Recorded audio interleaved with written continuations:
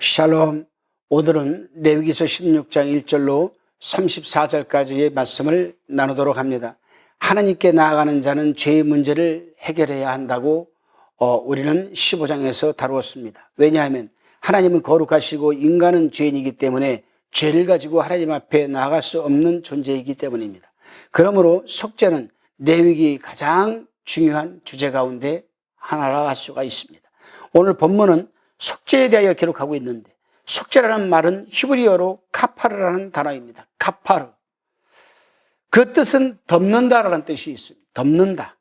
이스라엘 백성들은 죄를 깨달을 때마다 속죄제를 드렸습니다. 그럼에도 불구하고 속죄일이 필요했던 것은 이스라엘이 죄에서 백성의 모든 죄를 완전하게 속죄하기 위해서는 평일의 속죄제와 속죄일의 속죄제가 모두 필요했던 것입니다. 평일에는 죄가 드러나거나 깨닫게 될 경우 속죄제를 바쳐야 했습니다. 반면에 속죄일에는 1년 동안 해결되지 않고 누적된 죄들을 한꺼번에 해결할 필요가 있었던 것입니다. 다시 말해 속죄일은 마치 날을 잡아 집안 구석구석 대청소하는 것처럼 미해결된 백성의 모든 죄와 성전의 지성소까지 누적된 오염을 철저히 닦아내는 날이라 할 수가 있습니다. 이와 같이 속죄일에는 평일에 용서받지 못한 백성의 모든 죄와 그로 인해 누적된 성수의 오염을 깨끗이 청소함으로써 온 이스라엘의 모든 속죄가 이루어졌습니다. 성전은 매년 한 번 이루어지는 대대적인 청소를 통해서 원래의 거룩한 상태로 돌아가 성전으로서의 기능을 유지할 수가 있었습니다. 속죄일의 철저한 청소를 거쳐 다시 거룩해진 성소는 여호와의 지속적인 임재를 보장했습니다. 이 점에서 이스라엘에게 있어서 속죄일은 거룩한 백성의 정체성을 유지하기 위해 가장 중요한 한 날이었던 것입니다. 속죄일은 하나님께서 이스라엘의 모든 죄를 덮어주시는 날입니다. 종교력으로는 매년 7월 10일이었습니다. 이 날을 우리는 대속죄일이라 부릅니다. 레위기서 10장에 보면은 아론의 두 아들 나답과 아비후가 하나님이 명하시지 않은 다른 불로 제사를 드리다가 불에 타서 죽은 사건이 기록되어 있습니다. 잘못하면 죽임을 당할 수 있기 때문에 이 문제는 매우 심각한 문제였습니다. 이제는 어느 누구라도 담대하게 성소에 나가서 제사의식을 거행하기에는 두려움이 따랐던 것입니다. 그래서 하나님은 모세에게 말씀을 하셨습니다. 지성소에는 정한 때에만 들어가고 절차를 거쳐 들어감으로써 사망을 면하라는 것이었습니다. 즉 마음대로 출입할 수가 없다는 것입니다. 거기에는 조건이 붙이셨습니다. 그래서 아론이 성소에 들어가려면 숫송아지로 속죄제물을 삼고 수량으로 번제물을 삼고 거룩한 세마포 속옷을 입으며 세마포 속바지를 몸에 입고 세마포 띠를 띠며 세마포 관을 쓰고 세마포 옷은 거룩하기에 죄로 더러워진 몸을 씻고 세마포 옷을 입어야만 했던 것입니다. 속죄일에는 3번 지성소에 들어갈 수가 있었습니다. 첫 번째 들어갈 때는 그 내용이 14절에 나옵니다.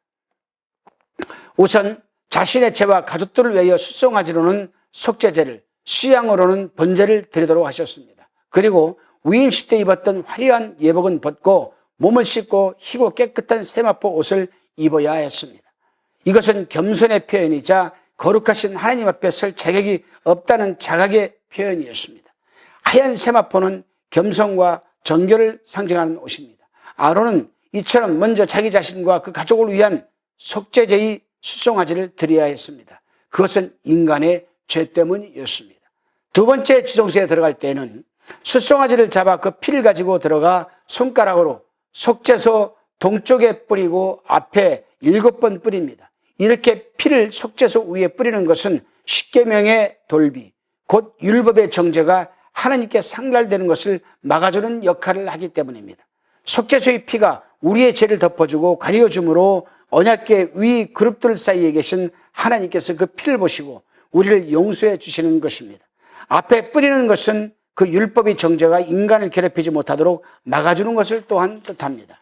세 번째는 염소의 피를 가지고 지성소에 들어가는 겁니다. 여호와를 위하여 제비 뽑힌 염소를 잡아서 8절에 기록되어 있습니다. 백성을 위한 속죄제를 드리러 들어갔습니다. 그리고 속죄제 위와 앞에 7번 뿌렸습니다. 염소의 피를 취하여 지성소를 위하여 뿌리고 회막을 외에도 피를 뿌렸습니다. 이와 같이 대제사장은 3번에 걸쳐 지성소에 들어가 자신과 그의 가족, 그리고 백성을 위하여 속죄제를 드리고 나올 때에는 백성은 물론 일반 제사장들까지도 회막문 밖에서 기다려야만 했습니다. 이 내용이 17절에 기록이 되어 있습니다. 지성소에서 대속죄제를 마친 후 대제사장은 회막 앞들에 있는 번제단을 속죄해야 합니다. 그는 염소의 피를 번제단 네 귀에 뿔에 바르고 또 손가락으로 그 피를 그 위에 7번 뿌려 이스라엘 자손이 부정해서 단을 정결하게 했습니다. 18절 19절에 나와 있습니다. 이렇게 함으로써 대속죄일의 제사가 끝나고 백성들은 1년간 범죄한 모든 죄를 속죄받게 되는 것입니다. 이처럼 이스라엘 백성들은 매년 7월 10일 대속죄일 날 속죄일이 되면 자신들의 허물과 잘못을 회개하면서 나머지 남은 364일의 기간을 하나님 앞에서 거룩하게 살 것을 다짐하는 것이었습니다.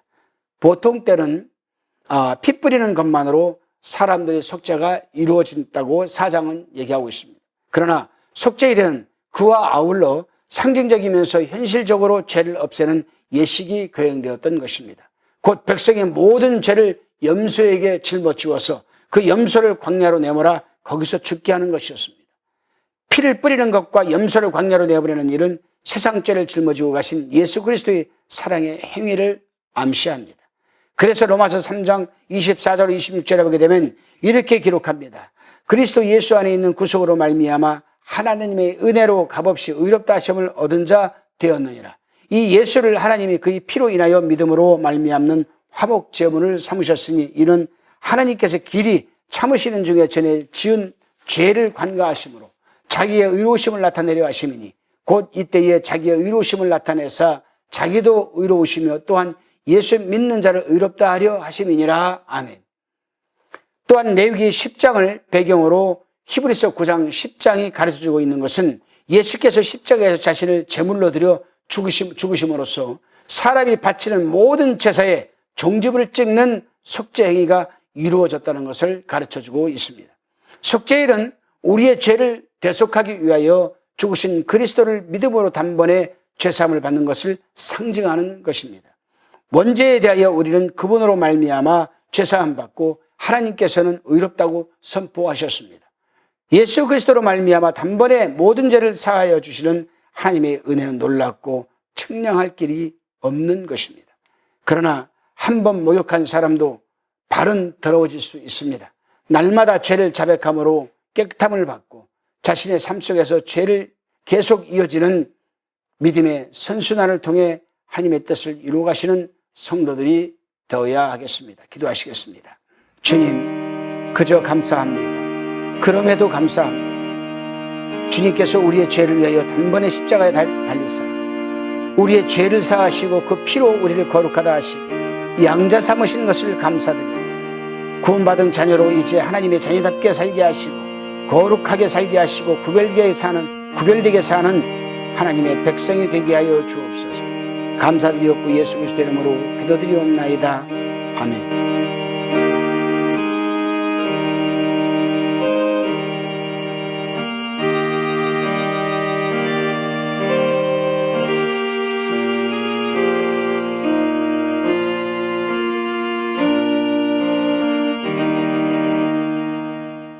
화평방송 구독, 좋아요 부탁드립니다. 감사합니다.